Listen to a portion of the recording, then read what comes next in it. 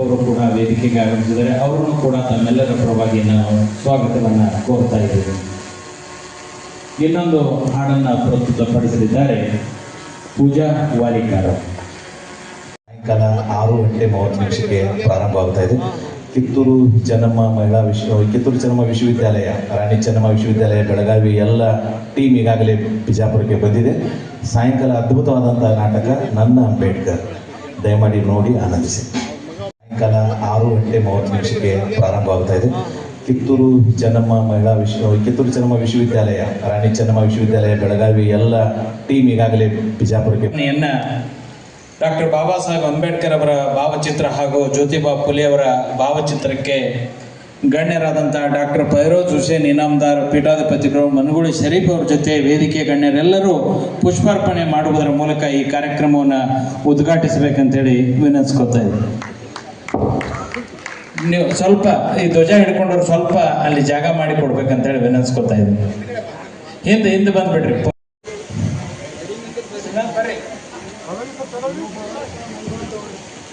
ಈಗ ಪೂಜ್ಯರ ಅಮೃತ ಹಸ್ತದೊಂದಿಗೆ ವೇದಿಕೆಯ ಗಣ್ಯರೆಲ್ಲರೂ ಪುಷ್ಪಾರ್ಪಣೆ ಮಾಡುವುದರ ಮೂಲಕ ಈ ಕಾರ್ಯಕ್ರಮ ವಿದ್ಯುಕ್ತವಾಗಿ ಚಾಲನೆ ಆಗ್ತದೆ.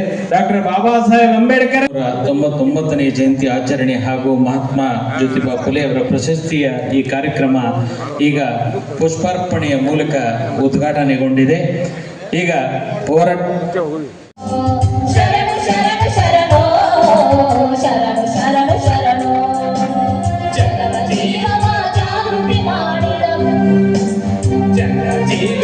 ಜಾಗೃತಿ ಮಾಡಿದ ಭೂಮಿ ತಾಯಿಗೆ ನಮನ ನಮನ ನಮನ ಭೂಮಿ ತಾಯಿಗೆ ನಮನ.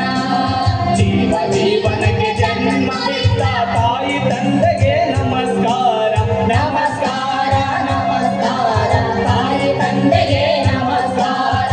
ಅನ್ನ ನೀಡಲು ದಣಿಗೂ ದುಡಿವ ಕ್ಷಣಿಕ ರೈತರಿಗೆ ವಂದನೆ ವಂದನೆ ವಂದನೆ. ಶ್ರಮಿಕ ರೈತರಿಗೆ ವಂದನೆ.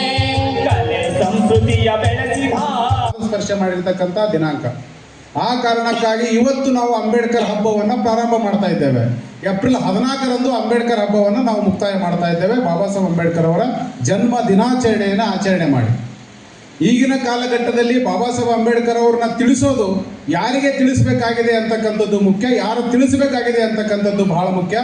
ಆ ಕಾರಣಕ್ಕಾಗಿ ನಾವು 4 ದಿನಗಳ ಕಾಲ ಅಂಬೇಡ್ಕರ್ ಹಬ್ಬವನ್ನು ಆಚರಣೆ ಮಾಡಲಿಕ್ಕೆ ಜ್ಯೋತಿಬಾ ಫುಲೆ ಮತ್ತು ಬಾಬಾ ಸಾಹೇಬ್ ಅಂಬೇಡ್ಕರ್ ಜನ್ಮ ದಿನಾಚರಣೆಗಳನ್ನು ಆಯ್ಕೆ ಮಾಡಿಕೊಂಡಿದ್ದೇವೆ. ಬಾಬಾ ಸಾಹೇಬ್ ಅಂಬೇಡ್ಕರ್ ಅವರು ವಿಜಯಪುರ ಜಿಲ್ಲೆಗೆ ಬಂದು ಹೋಗಿರ್ತಕ್ಕಂಥದ್ದೇ ವಿಜಯಪುರ ಜಿಲ್ಲೆಗೆ ಗೊತ್ತಿಲ್ಲದ ಸಂದರ್ಭದಲ್ಲಿ ಬಾಬಾ ಸಾಹೇಬ್ ಅಂಬೇಡ್ಕರ್ ವಿಜಯಪುರ ಜಿಲ್ಲೆಗೆ ಬಂದಿದ್ರು. ಅವರು ಏನು ಹೇಳಿದ್ರು, ಯಾಕೆ ನಮ್ಮನ್ನು ಉದ್ದೇಶಿಸಿ ಮಾತನಾಡಿದ್ರು, ಇದೇ ರಾಣಿ ಬಗೀಚ್, ಆಗಿನ ರಾಣಿ ಬಗೀಚ್, ಈಗಿನ ಅಂಬೇಡ್ಕರ್ ಸ್ಟೇಡಿಯಂ ಮತ್ತು ರಂಗಮಂದಿರ. ಇಲ್ಲಿ ನಿಂತು 40,000 ಜನರನ್ನು ಉದ್ದೇಶಿಸಿ ಬಾಬಾ ಸಾಹೇಬ್ ಅಂಬೇಡ್ಕರ್ ಏನು ಹೇಳಿದ್ರು ಅಂತಕ್ಕಂಥದ್ದು ಕೂಡ ನಮ್ಮ ವಿಜಯಪುರ ಜಿಲ್ಲೆಗೆ ಜನರಿಗೆ ಗೊತ್ತಿಲ್ಲ. ಸರ್ಕಾರದ ದಾಖಲೆಗಳಲ್ಲಿಯೂ ಕೂಡ ಎಲ್ಲರೂ ನೋಡ್ತಾ ಇದ್ದೇವೆ. ನಾವು ಏನಾಗ್ತಾ ಇದೆಯಪ್ಪ ಅಂತಂದ್ರೆ, ವಿಜಯಪುರ ಜಿಲ್ಲೆಗೆ ಯಾರು ಮಹನೀಯರು ಭೇಟಿ ಕೊಟ್ಟರೋ ಆ ಮಹನೀಯರ ಭೇಟಿಗಳನ್ನು ಕೂಡ ದಾಖಲೆ ಮಾಡ್ತಾರೆ. ಅದನ್ನು ಜಿಲ್ಲಾಧಿಕಾರಿ ಮತ್ತು ಜಿಲ್ಲಾಡಳಿತ ಕಚೇರಿಗಳಲ್ಲಿ ಹಾಕ್ತಾರೆ. ಈ ಭಾರತ ದೇಶದ ಸಂವಿಧಾನದ ಅಂಬೇಡ್ಕರ್ ಹಬ್ಬ ಇದು ಏನಪ್ಪ ಅಂತ ವೈಚಾರಿಕ ಹಬ್ಬ. ಇಲ್ಲೊಂದಿಷ್ಟು ಇಂಟೆಲೆಕ್ಚುವಲ್ ಇರ್ತದೆ, ಒಂದಿಷ್ಟು ಹಬ್ಬ ಇರ್ತದೆ, ಒಂದಿಷ್ಟು ಎಂಜಾಯ್ಮೆಂಟ್ ಕೂಡ ಇರ್ತದೆ. ಆ ಎಂಜಾಯ್ಮೆಂಟ್ ಅಪ್ಪ ಅಂತಂದ್ರೆ ಅದು ಯಾವ ರೀತಿ ಅಂತಂದ್ರೆ ವೈಚಾರಿಕತೆಯಿಂದ ಕೂಡಿದ ನಾಟಕಗಳು, ಹಾಡುಗಳು, ಕ್ರಾಂತಿಗೀತೆಗಳು ಇವೆಲ್ಲವೂ ಕೂಡ ನಾವು ಎಂಜಾಯ್ ಮಾಡ್ಬೋದು. ಅದರೊಂದಿಗೆ ಅಂಬೇಡ್ಕರ್ ತಿಳಿಸ್ಕೊಳ್ಳಿಕ್ಕೆ ನಾವು ಒಂದಿಷ್ಟು ಪುಸ್ತಕ ಮಳಿಗೆಗಳನ್ನ, ಇತರ ಮಳಿಗೆಗಳನ್ನು ಕೂಡ ನಾವು ತೆರೆದುಕೊಂಡಿದ್ದೇವೆ. ಇದು ಅಂಬೇಡ್ಕರ್ ಹಬ್ಬ ವಿಜಯಪುರ ಜಿಲ್ಲೆಯ ಸಾಂಸ್ಕೃತಿಕ ಹಬ್ಬವಾಗಿ ರೂಪುಗೊಳ್ಳಬೇಕು ಅಂತಕ್ಕಂಥ ಕನಸನ್ನು ಇಟ್ಟುಕೊಂಡು ನಾವು ಅಂಬೇಡ್ಕರ್ ಹಬ್ಬವನ್ನು ಚಾಲನೆ ಕೊಟ್ಟಿದ್ದೇವೆ. ಇದು 2ನೇ ವರ್ಷ. ಈ ಅಂಬೇಡ್ಕರ್ ಹಬ್ಬ ಈ ವರ್ಷದ ವಿಶೇಷತೆ ಏನಂತಂದ್ರೆ, ಈ ವರ್ಷದ ವಿಶೇಷತೆ ಅಂಬೇಡ್ಕರ್ ಹಬ್ಬವನ್ನ ನಡೆಸಿ ಕಟ್ಟಿ ಮುನ್ನಡೆಸ್ತಾ ಇರತಕ್ಕಂಥವ್ರು ಎಲ್ಲರೂ ಕೂಡ ದಲಿತೇತರರು. ಅವರೆಲ್ಲರೂ ಕೂಡ ಕನಸಿನ ಕೂಸಾಗಿ ಅಂಬೇಡ್ಕರ್ ಹಬ್ಬ ರೂಪುಗೊಳ್ತಾ ಇದೆ. ಇಲ್ಲಿ ಲಿಂಗಾಯತರಿದ್ದಾರೆ, ಹಿಂದುಳಿದ ವರ್ಗದವರಿದ್ದಾರೆ, ಅಲ್ಪಸಂಖ್ಯಾತರಿದ್ದಾರೆ. ಎಲ್ಲರೂ ಕೂಡ ಅವರೇ ಹಣವನ್ನ ಕಲೆಕ್ಟ್ ಮಾಡಿ ಅವರೇ ಕಾರ್ಯಕ್ರಮ ರೂಪಿಸಿ ಜಿಲ್ಲೆಯ ಜನರಿಗೆ ಒಂದು ಸಾಂಸ್ಕೃತಿಕ ಒಂದು ಹೋರಾಟವನ್ನ, ಚಳವಳಿಯನ್ನ ಕಟ್ಟಿಕೊಡ್ತಾ ಇದ್ದಾರೆ. ಅದು ವಿಜಯಪುರ ಜಿಲ್ಲೆ ಇಡೀ ಕರ್ನಾಟಕಕ್ಕೆ ಮಾದರಿ ಅಂತಕ್ಕಂಥದ್ದನ್ನ ನಾವು ಹೆಮ್ಮೆಯಿಂದ ಹೇಳ್ಕೊಳ್ಬೇಕು. ಯಾಕಂತ ಕೇಳಿದ್ರೆ ಈಗಿನ ಸಂದರ್ಭದಲ್ಲಿ ಒಬ್ಬೊಂದು ಜಾತಿಗೆ ಒಬ್ಬೊಬ್ಬ ನಾಯಕರನ್ನ ಕಟ್ಟಿ ಆ ನಾಯಕರ ಆಚರಣೆ ಮಾಡಲಿಕ್ಕೆ ಅವರ ಸುತ್ತು ಓಡಾಡಲಿಕ್ಕೆ ವ್ಯವಸ್ಥೆ ರೂಪಿಸ್ತಕ್ಕಂಥ ಇಂಥ ಸಂದರ್ಭದಲ್ಲಿ ಅಂಬೇಡ್ಕರ್ ಅವರನ್ನ ನಾವು ತಿಳಿಸ್ತೇವೆ, ಅಂಬೇಡ್ಕರ್ ಹಬ್ಬವನ್ನು ನಾವು ಮಾಡ್ತೇವೆ ಅಂತ ಬಂದಿರತಕ್ಕಂಥ ಎಲ್ಲ ನಮ್ಮ ಹಿಂದುಳಿದ ವರ್ಗ, ಲಿಂಗಾಯತ, ಅಲ್ಪಸಂಖ್ಯಾತ ಎಲ್ಲ ಬಂಧುಗಳ ಪಾದಗಳಿಗೆ ನಾವು ಶರಣ ಹೇಳಬೇಕಾಗ್ತದೆ. ಯಾಕಂತ ಕೇಳಿದ್ರೆ ಅವರು ಬಾಬಾ ಸಾಹೇಬ್ ಅಂಬೇಡ್ಕರ್ ಅವರನ್ನ ಮುನ್ನಡೆಸಲಿಕ್ಕೆ, ಚಳವಳಿಯನ್ನ ತೆಗೆದುಕೊಂಡು ಹೋಗ್ಲಿಕ್ಕೆ ಅವರು ಹೆಜ್ಜೆಯನ್ನು ಇಡ್ತಾ ಇದ್ದಾರಲ್ಲ, ಅದನ್ನ ನಾವೆಲ್ಲರೂ ಸ್ಮರಿಸಬೇಕಾಗ್ತದೆ. ಆ ಕಾರಣಕ್ಕಾಗಿ ನಾವು ಇಂದು ಹಾಕ್ತಕ್ಕಂಥ ಬೀಜಗಳು ಮುಂದೊಂದು ದಿನ ಖಂಡಿತವಾಗಲೂ ಫಲ ಕೊಡ್ತದೆ. ವಿಜಯಪುರ ಜಿಲ್ಲೆಯ ಹಬ್ಬ ಇದೊಂದು ಸಾಂಸ್ಕೃತಿಕ ಹಬ್ಬ, ವೈಚಾರಿಕ ಹಬ್ಬ, ಭಾವೈಕ್ಯತೆಯ ಹಬ್ಬ. ಮುಂದಿನ ದಿನಮಾನದಲ್ಲಿ ಎಲ್ಲರೂ ಕೂಡಿ ಬಾಳುವಂತಹ ಹಬ್ಬವಾಗಿ ಇದು ಪರಿಗಣಿಸಬೇಕು. ಭಾವೈಕ್ಯ ಭಾರತ ನಿರ್ಮಿಸಲಿಕ್ಕೆ ವಿಜಯಪುರ ಜಿಲ್ಲೆ ಮಾದರಿ ಆಗಬೇಕು ಅನ್ನೋ ಕಾರಣಕ್ಕಾಗಿ ಈ ಅಂಬೇಡ್ಕರ್ ಹಬ್ಬವನ್ನು ನಾವು ರೂಪಿಸ್ತಾ ಇದ್ದೇವೆ. ಈ ಹಬ್ಬದಲ್ಲಿ ಎಲ್ಲರೂ ಕೂಡ ಜೊತೆ ಆಗೋಣ. 4 ದಿನಗಳ ಕಾಲ ನಾವೆಲ್ಲರೂ ಕೂಡ ವಿಚಾರಿಸೋಣ, ಚಿಂತನ ಮಂಥನಗಳಲ್ಲಿ ಪಾಲ್ಗೊಳ್ಳೋಣ, ಸಂವಾದಿಸೋಣ. ನಾವೆಲ್ಲರೂ ಕೂಡ ಅಂಬೇಡ್ಕರ್ ಅವ್ರನ್ನ ತಿಳಿದುಕೊಳ್ಳಿಕ್ಕೆ ಪ್ರಯತ್ನ ಮಾಡೋಣ. ಅದೇ ರೀತಿ ಕೇವಲ ಅಂಬೇಡ್ಕರ್ ಅವ್ರನ್ನ ನೆನೆಸ್ತಾನೆ ನಾವು ಅಲ್ಲಿಗೆ ನಿಲ್ಲಲ್ಲ. ಮುಂದಿನ 12ನೇ ತಾರೀಕಿಗೆ ಈ ನೆಲದಲ್ಲಿ ಹುಟ್ಟಿರ್ತಕ್ಕಂಥ ಕ್ರಾಂತಿ ಪುರುಷ ಅಂಬೇಡ್ಕರ್ ಅವರು ಹಿಂದುಳಿದ ವರ್ಗದಲ್ಲಿ ಹುಟ್ಟಿ ಜಾತಿ ತಾರತಮ್ಯದ ಕಾರಣಕ್ಕಾಗಿ ಅವರ ವಿಮೋಚನೆಗಾಗಿ ದುಡಿದರು. ಆದರೆ ಬಸವಣ್ಣ ಮುಂದುವರಿದ ಜಾತಿಯಲ್ಲಿ ಹುಟ್ಟಿ ಕೆಳಗೆ ಇಳಿದು ಬಂದು ಈ ಜನರ ಅಭ್ಯುದಯಕ್ಕಾಗಿ, ಈ ಜನರ ಉದ್ಧಾರಕ್ಕಾಗಿ ಕೆಲಸ ಮಾಡಿರ್ತಕ್ಕಂಥ ಕ್ರಾಂತಿ ಪುರುಷ ಹುಟ್ಟಿರ್ತಕ್ಕಂಥ ಜಾಗವೂ ಕೂಡ ವಿಜಯಪುರ ಜಿಲ್ಲೆ ಅಂತಕ್ಕಂಥ ಹೆಮ್ಮೆ ನಮಗಿದೆ. ಆದರೆ ಅದನ್ನೂ ಕೂಡ ಮರೆತು ಹೋಗಿ ವೈದಿಕರ ಷಡ್ಯಂತ್ರಗಳಿಗೆ, ಬ್ರಾಹ್ಮಣ್ಯದ ಕುತಂತ್ರಕ್ಕೆ ಬಲಿಯಾಗಿ ಆ ಬ್ರಾಹ್ಮಣ್ಯದ ಕುತಂತ್ರದಿಂದ ಬಸವಣ್ಣನವರನ್ನ ನೋಡುವ ದೃಷ್ಟಿಕೋನ ಬದಲಾಗಿದೆ. ಆ ವಚನಕಾರ ಬಸವಣ್ಣ, ಭಕ್ತಿ ಭಂಡಾರಿ ಬಸವಣ್ಣ ಆಗಿರತಕ್ಕಂಥ ಕಾಲಘಟ್ಟ ಮುಗಿಸೋಣ. ಆ ಕಾರಣಕ್ಕಾಗಿ ಇದು ನಿರಂತರವಾಗಿರ್ತದೆ. ಇದು 1 ವರ್ಷಕ್ಕೆ ನಿಲ್ಲಲ್ಲ, ಅಥವಾ 1 ವರ್ಷದ ಕಾರ್ಯಕ್ರಮವೂ ಇದಲ್ಲ. ಇದಕ್ಕೆ ಟೈಮ್ ತಗೊಳ್ತದೆ, ನಾವು ಇದಕ್ಕೆ ಶ್ರಮ ಹಾಕಬೇಕಾಗ್ತದೆ. ಕನಿಷ್ಠ 5 ರಿಂದ 10 ವರ್ಷ ಈ ಕಾರ್ಯಕ್ರಮ ನಿರಂತರವಾಗಿ ನಡೆಸಿದರೆ ಖಂಡಿತವಾಗಲೂ ಇದು ವೇಗ ಪಡೆದು ಮುಂದಿನ ದಿನಮಾನದಲ್ಲಿ ವಿಜಯಪುರ ಜಿಲ್ಲೆಯಲ್ಲಿ ದೊಡ್ಡ ಜಾತ್ರೆ ಆಗ್ತದೆ, ಹಬ್ಬ ಆಗ್ತದೆ. ಎಲ್ಲರೂ ಕೂಡಿ ನಡೆಯುವಂತಹ, ಕೂಡಿ ಬಾಳುವಂತಹ ಒಂದು ವಿನೂತನ ಕಾರ್ಯಕ್ರಮವಾಗಿ ವಿಜಯಪುರ ಜಿಲ್ಲೆಯಲ್ಲಿ ರೂಪುಗೊಳ್ಳುತ್ತದೆ ಅಂತಕ್ಕಂಥ ಭರವಸೆ ನಮಗಿದೆ. ಆ ಕಾರಣಕ್ಕಾಗಿ ಎಲ್ಲರೂ ಕೂಡ ಜೊತೆಯಲ್ಲಾಗಿ ನಡೆಯೋಣ. ಈ ಕಾರ್ಯಕ್ರಮದ ದಿವ್ಯ ಸಾನ್ನಿಧ್ಯವನ್ನು ವಹಿಸಿರ್ತಕ್ಕಂತಹ ನಮ್ಮೆಲ್ಲರ ಗುರುಗಳು ಆಗಿರ್ತಕ್ಕಂಥ, ನಮ್ಮ ಕಾರ್ಯಕ್ರಮಕ್ಕೆ ವಿಶೇಷವಾಗಿ ಮೆರಗನ ತಂದುಕೊಟ್ಟಿರ್ತಕ್ಕಂಥ ಗುರುಗಳು ನಮ್ಮ ಡಾಕ್ಟರ್ ಫೈರೂಜ್ ಇನಾಮದಾರ್ ಹುಸೇನ್ ಸಾಹೇಬರು ವೇದಿಕೆ, ಜಮಖಂಡಿ ಪೀರ ಅವರು ಕೂಡ ವೇದಿಕೆ ಮೇಲೆ ಆಗಮಿಸಬೇಕು, ಅವ್ರು ಕೂತ್ಕೊಳ್ಬೇಕಂತ ಅವರು ಕೇಳ್ಕೊತಾ ಇದ್ದೇನೆ. ಅವರು ವೇದಿಕೆ ಮೇಲೆ ದಿವ್ಯ ಸಾನ್ನಿಧ್ಯ ವಹಿಸಿಕೊಂಡಿದ್ದಾರೆ. ಅವರಿಗೆ ತಮ್ಮೆಲ್ಲರ ಪರವಾಗಿ ಹೃದಯಪೂರ್ವಕವಾಗಿ ಸ್ವಾಗತವನ್ನು ಕೋರ್ತೇನೆ, ಶರಣ ಹೇಳ್ತೇನೆ. ಅದೇ ರೀತಿ ಈ ಕಾರ್ಯಕ್ರಮದ ಇನ್ನೋರ್ವ ಅತಿಥಿಗಳು ನಮ್ಮ ಜೊತೆಯಲ್ಲಿ ನಿಂತು ಲಿಂಗಾಯತ ಶಿಕ್ಷಣ ಸಂಸ್ಥೆಯನ್ನು ಕಟ್ಟಿದ್ರು ಕೂಡ ಅವರಲ್ಲಿ ತುಡಿತ ಒಂದು ಏನಪ್ಪಾ ಅಂತಂದ್ರೆ, ಬಾಬಾ ಸಾಹೇಬ್ ಅಂಬೇಡ್ಕರ್ ಅವರ ಬಗ್ಗೆ ಹೇಳಲಿಕ್ಕೆ ಹೋದಾಗ ಅವರು ಕೂಡ ಇಲ್ಲ ಮಾಡ್ರಿ, ಒಳ್ಳೆ ವಿಚಾರ, ನೀವು ಮಾಡ್ತಕ್ಕಂಥ ಖುಷಿ ವಿಚಾರ, ನಾವು ಕೂಡ ಪ್ರತಿ ವರ್ಷ ಅಂಬೇಡ್ಕರ್ ಜಯಂತಿಗೆ ಏನು ಕಾಂಟ್ರಿಬ್ಯೂಟ್ ಮಾಡಬೇಕು ಆ ಕಾಂಟ್ರಿಬ್ಯೂಟ್ ನಾನು ಕೂಡ ಮಾಡ್ತೀನಿ ಅಂದಾಗ ಅದನ್ನು. ಅದೇ ರೀತಿ ನಮ್ಮ ದಲಿತ ವಿದ್ಯಾರ್ಥಿ ಪರಿಷತ್, ದಲಿತ ಸಾಹಿತ್ಯ, ಅವ್ರನ್ನೂ ಕೂಡ ನಾವೆಲ್ಲರೂ ಕೂಡ ತಮ್ಮೆಲ್ಲರ ಪರವಾಗಿ ತುಂಬು ಹೃದಯದ ಸ್ವಾಗತ. ಈ ಕಾರ್ಯಕ್ರಮವನ್ನ ನೋಡ್ತಾ ಇರತಕ್ಕಂಥ ಕೋರ್ತೇನೆ. ಅದೇ ರೀತಿ ನಮ್ಮ ವಿಜಯಪುರ ಮಹಾನಗರ ಪಾಲಿಕೆಯ ಮಾಜಿ ಮೇಯರ್ ಈ ಕಾರ್ಯಕ್ರಮಕ್ಕೆ ತುಂಬು ಹೃದಯದ ಸ್ವಾಗತ. ನಮ್ಮ ಹಿರಿಯರು ಮತ್ತು ಕೆಪಿ ಸ್ವಾಗತವನ್ನು ಕೋರ್ತಾ ಇದ್ದೇನೆ.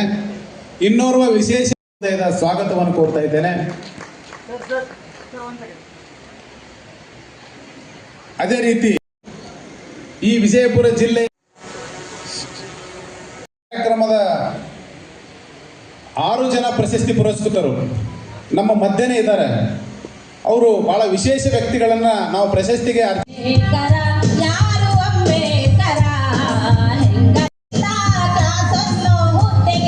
ದೇವಾ ದೇವಾ ದೇವಾ ದೇವಾ ಜೈ ಜೈ ದೇವಾ.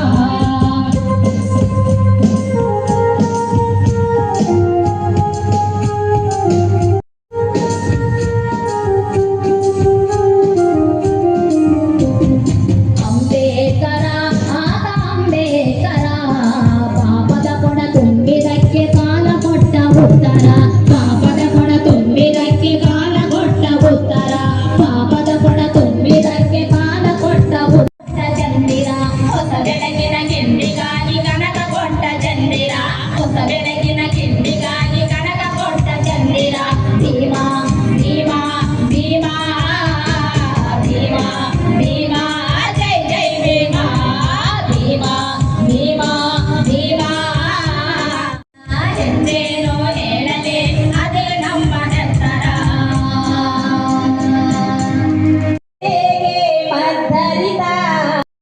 ಹೇಳ್ತಾ ಸಮಯದ ಅಭಾವ ಇರುವುದರಿಂದ ಕಲಾವಿದರಲ್ಲಿ ಕ್ಷಮೆ ಕೋರ್ತಾ ಈಗ ಕಾರ್ಯಕ್ರಮವನ್ನು ಉದ್ದೇಶಿಸಿ ಮಹಾತ್ಮ ಜ್ಯೋತಿಬಾ ಫುಲೆಯವರ ಹುಟ್ಟುಹಬ್ಬ ಜಯಂತಿ ಶಿಕ್ಷಣ ಕ್ಷೇತ್ರದಲ್ಲಿ ಒಂದು ಹೊಸ ಕ್ರಾಂತಿಯನ್ನ ಮಾಡುವುದರ ಮೂಲಕ ಒಂದು ವರ್ಗಕ್ಕೆ ಸೀಮಿತವಾಗಿರ್ತಕ್ಕಂಥ ಶಿಕ್ಷಣವನ್ನ ಜನಸಾಮಾನ್ಯರ ಮಡಲಿಗೆ ತಂದಿರ್ತಕ್ಕಂಥ ಕೀರ್ತಿ ಅದು ಮಹಾತ್ಮ ಜ್ಯೋತಿಬಾ ಫುಲೆ ಅವರಿಗೆ ಸಲ್ಲಬೇಕು ಅಂತ ಈ ಸಂದರ್ಭದಲ್ಲಿ ನಾನು ಹೇಳೋದಕ್ಕೆ ಇಚ್ಛೆ ಪಡ್ತೇನೆ. ಈ ದೇಶದಲ್ಲಿ ಇಬ್ಬರು ಜನರು ಶೋಷಣೆಗೆ ಅತಿ ಹೆಚ್ಚು ಶೋಷಣೆಗೆ ಒಳಗಾಗಿರ್ತಕ್ಕಂಥ ಜನ, ಒಂದು ದಲಿತ ವರ್ಗ, ಇನ್ನೊಂದು ಮಹಿಳಾ ವರ್ಗ. ಈ ದಲಿತ ವರ್ಗವನ್ನ ಮತ್ತು ಈ ಮಹಿಳೆಯರನ್ನ ಶಿಕ್ಷಣದಿಂದ, ಉದ್ಯೋಗದಿಂದ, ಅವಕಾಶಗಳಿಂದ ವಂಚನೆ ಮಾಡತಕ್ಕಂಥ ಬಹಳ ದೊಡ್ಡ ಹುನ್ನಾರ ಈ ದೇಶದಲ್ಲಿ ಮನುವಾದಿಗಳು ಅವತ್ತಿನಿಂದ ಇವತ್ತಿನವರೆಗೂ ಮಾಡ್ತಾನೆ ಬಂದಿದ್ದಾರೆ. ಚರಿತ್ರೆಗಳನ್ನ ನೀವು ಓದ್ರಿ. 6ನೇ ಶತಮಾನದಲ್ಲಿ ಮೊಟ್ಟ ಮೊದಲು ಈ ದೇಶದಲ್ಲಿ ಒಂದು ಧಾರ್ಮಿಕವಾಗಿರ್ತಕ್ಕಂಥ ಚಳುವಳಿ ನಡೀತು, ಒಂದು ಧಾರ್ಮಿಕವಾಗಿರ್ತಕ್ಕಂಥ ಕ್ರಾಂತಿ ನಡೆಯಿತು. ಮಹಿಳೆಗೆ ಧಾರ್ಮಿಕವಾಗಿರ್ತಕ್ಕಂಥ ಅವಕಾಶ ಎಲ್ಲಿಯೂ ಕೂಡ ಇರಲಿಲ್ಲ. ಯಜ್ಞ ಯಾಗಾದಿಗಳು ನಡೀತು ಅಂತ ಹೇಳಿದ್ರೆ ಮಹಿಳೆಯರಿಗೆ ಹಿಂದೆ ಇಟ್ಟು ಯಜ್ಞ ಯಾಗಾದಿಗಳು ನಡೆದಿವೆ.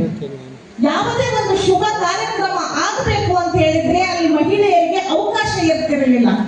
ಆದರೆ 6ನೇ ಶತಮಾನದಲ್ಲಿ ಗೌತಮ ಬುದ್ಧ ಮೊಟ್ಟ ಮೊದಲು ಧಾರ್ಮಿಕವಾಗಿ ಮಹಿಳೆಯರಿಗೆ ಸ್ವಾತಂತ್ರ್ಯವನ್ನ ಕೊಟ್ಟ. ಭಿಕ್ಷುಣಿ ಸಂಘವನ್ನ ನಿರ್ಮಾಣ ಮಾಡುವುದರ ಮೂಲಕ ಸಂಘದಲ್ಲಿರ್ತಕ್ಕಂಥ ಒಬ್ಬ ಪ್ರಸಿದ್ಧವಾಗಿರ್ತಕ್ಕಂಥ ಭಿಕ್ಷುಣಿ ಖೇಮ ಅಂತಕ್ಕಂಥ ಒಬ್ಬ ಭಿಕ್ಷುಣಿ. ಆ ಭಿಕ್ಷುಣಿ ಎಷ್ಟು ವೈಚಾರಿಕವಾಗಿರ್ತಕ್ಕಂಥ ರೀತಿಯಲ್ಲಿ ಆಲೋಚನೆ ಮಾಡ್ತಾಳೆ ಅಂತ ಹೇಳಿದ್ರೆ ಬಹುಶಃ ಇವತ್ತು ನನ್ನಂಥವರಿಗೂ ಕೂಡ ಆ ಮಾತು ಬಹಳ ಮುಖ್ಯ ಅಂತ ನಾನು ಈ ಸಂದರ್ಭದಲ್ಲಿ ಭಾವಿಸ್ತೇನೆ.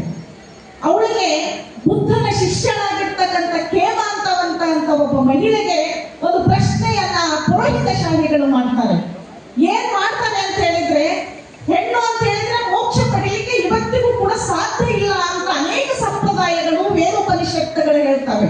ಆದ್ರೆ ಅವತ್ತೊಬ್ಬ ಖೇಮ ಅನ್ನುವಂತ ಬೌದ್ಧ ಭಿಕ್ಷುನಿಗೆ ಕೇಳ್ತಾರೆ, ಪರಿನಿರ್ವಾಣವನ್ನ ಹೊಂದಲಿಕ್ಕೆ, ಮೋಕ್ಷವನ್ನ ಪಡೆಯಲಿಕ್ಕೆ ಹೆಣ್ಣು ಕೂಡ ಅರ್ಹಳೆ ಅನ್ನುವಂತ ಮಾತನ್ನ ಹೇಳಿದಾಗ ಆ ಖೇಮ ಎಷ್ಟು ವೈಚಾರಿಕವಾದಂತಹ ರೀತಿಯಲ್ಲಿ ಆ ತನ್ನ ಆಲೋಚನೆಗಳನ್ನ ಆವತ್ತಿನ ಸಂದರ್ಭದಲ್ಲಿ ಅವಳು ಕೊಡ್ತಾಳೆ ಅಂತ ಹೇಳಿದ್ರೆ ಅವಳು ಹೇಳ್ತಾಳೆ, ಚಿತ್ತವು ಸಮಾಧಾನ ಹೊಂದಿರುವಾಗ, ಚಿತ್ತ ಅಂತ ಹೇಳಿದ್ರೆ ಮನಸ್ಸು, ಚಿತ್ತವು ಸಮಾಧಾನ ಹೊಂದಿರುವಾಗ, ಸಮ್ಯಕ್ ಜ್ಞಾನವು ಮುಂದೆ ಇರುವಾಗ ಹೆಣ್ಣಾದರೇನು ಗಂಡಾದರೇನು, ನಾನು ಅನ್ನುವಂತ ಅಹಂಕಾರ ಯಾರಿಗೆ ಇರುವುದಿಲ್ಲವೋ ಅವರೆಲ್ಲರೂ ಕೂಡ ನಿರ್ಮಾಣವನ್ನ ಪಡೆಯಬಹುದು ಅನ್ನುವಂತ ಮಾತನ್ನ ಖೇಮ ಅನ್ನುವಂತ ಬೌದ್ಧ ಭಿಕ್ಷುಣಿ ಹೇಳ್ತಾರೆ. ನನಗೆ ಕನಕದಾಸರ ಮಾತು ಇಲ್ಲಿ ನೆನಪಿಗೆ ಬರ್ತದೆ. ಯಾರು ಸ್ವರ್ಗಕ್ಕೆ ಹೋಗಬಹುದು ಅಂತ ಹೇಳಿ ಅವರ ಗುರುಗಳಾಗಿರ್ತಕ್ಕಂಥ ವ್ಯಾಸರಾಯರು ಕೇಳ್ತಾರಂತೆ. ಆಗ ಕನಕದಾಸರು ಹೇಳ್ತಾರೆ, ನಾನು ಹೋದರೆ ಹೋಗಬಹುದು ಅಂತ.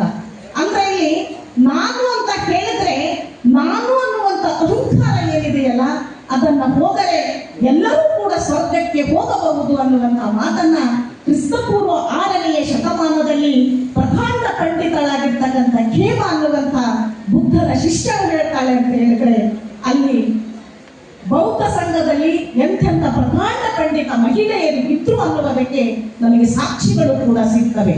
ಹೀಗಾಗಿ ಬುದ್ಧನ ಚಳುವಳಿಯನ್ನ ನಾನೊಂದು ಸಾಮಾಜಿಕ ಚಳುವಳಿ ಅಂತ ಕರೀತೇನೆ, ಮಹಿಳಾ ವಿಮೋಚನೆಯ ಚಳುವಳಿ ಅಂತ ಕರೀತೇನೆ, ಒಂದು ಜಾತ್ಯತೀತವಾಗಿರ್ತಕ್ಕಂಥ ಚಳುವಳಿ ಅನ್ನುವಂಥ ಮಾತನ್ನ ನಾವೆಲ್ಲರೂ ಕೂಡ ಈ ಸಂದರ್ಭದಲ್ಲಿ ಒಪ್ಪಿಕೊಳ್ಳಲೇಬೇಕಾಗ್ತದೆ.